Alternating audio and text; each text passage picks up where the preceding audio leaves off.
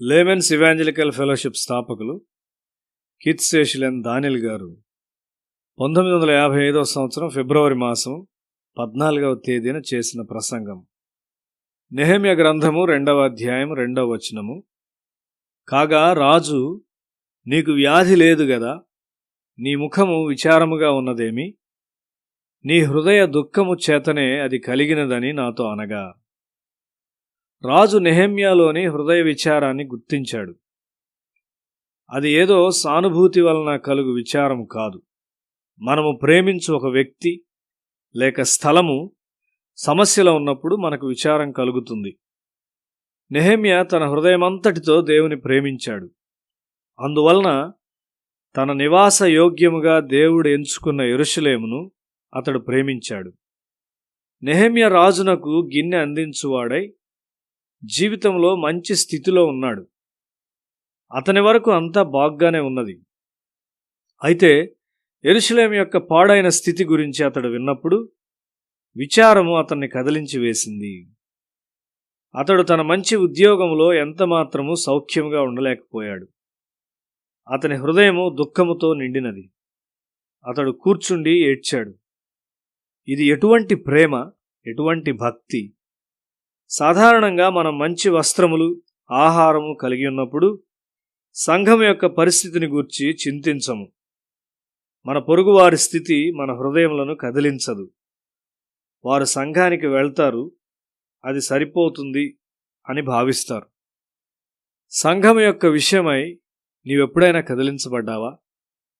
ఎన్ని కుటుంబాలు నాశనం వైపు నడుచున్నాయో నీకు తెలియనా? సంఘము ఈ విధముగా ఉన్నందున ఎంతమంది యవనస్తులు నశించిపోతున్నారో నీకు తెలియనా? నెహెమ్యా ఒక ఉన్నతమైన ఉద్యోగం కలిగి ఉన్నప్పటికీ అవసరమైనప్పుడు దేవుని రాజ్యములో తక్షణమే బాధ్యతను తీసుకొను ఒక ఆత్మీయ జీవితాన్ని కలిగి ఉన్నాడు. ఒక విద్యార్థిగా పరిమితమైన విధానంలో ప్రార్థన బాధ్యతను నీవు వహించవచ్చు. అయితే నీవు ఆత్మీయంగా నిద్రించుంటే నీ హాస్టల్లో లేక కుటుంబంలో అకస్మాత్తుగా ఒక గొప్ప అవసరత కలిగినప్పుడు దాన్ని ఎదుర్కొనుటకు సమానముగా నీవు ఆత్మీయంగా ఉండవు. నా కళాశాల దినాల్లో మా హాస్టల్లో అకస్మాత్తుగా ఒక కష్టమైన పరిస్థితిని మేము ఎదుర్కొన్నాము. 2 వేర్వేరు భాషలకు చెందిన విద్యార్థుల మధ్య ఒక పోరాటం వచ్చింది. ఉద్రిక్తలు ఎక్కువై అధికారులకు పోలీసుల సహాయం కోరడమే ప్రత్యామ్నాయమైన మార్గంగా కనిపించింది. మనది ఒక క్రైస్తవ హాస్టలు. మనలో మనం సమాధాన పడకుండా పోలీసులను పిలుచుట క్రీస్తు నామమునకు అమర్యాదముగా ఉండునని నేను కళాశాల ప్రిన్సిపల్ యొద్దకు వెళ్ళి సమస్యను స్వయముగా పరిష్కరించుటకు అనుమతి కోరాను. ఆయన అనుమతించాడు.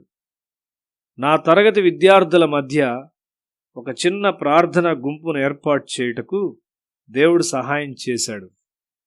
ప్రభు ఎదుట ప్రార్థనలో ఆ విషయాన్ని మేము పెట్టాము. ప్రభు మా ప్రార్థన విన్నాడు.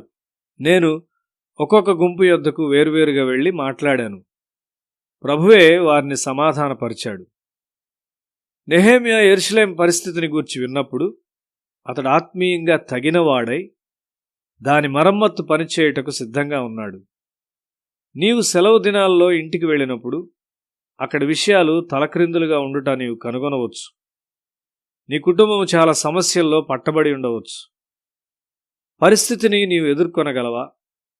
సొంత వారిని ఒత్తిడి చేయు సమస్యలను నీవు పరిష్కరించగలవా?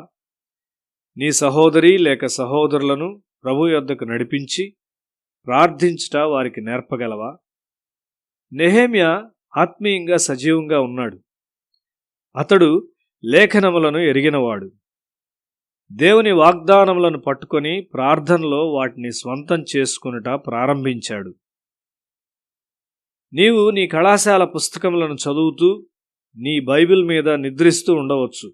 అయితే ఒక కష్టమైన పరిస్థితి నిన్ను పట్టుకున్నప్పుడు పరిష్కారం కొరకై దేవుణ్ణి ఎట్లు సమీపించాలో నీకు తెలియదు.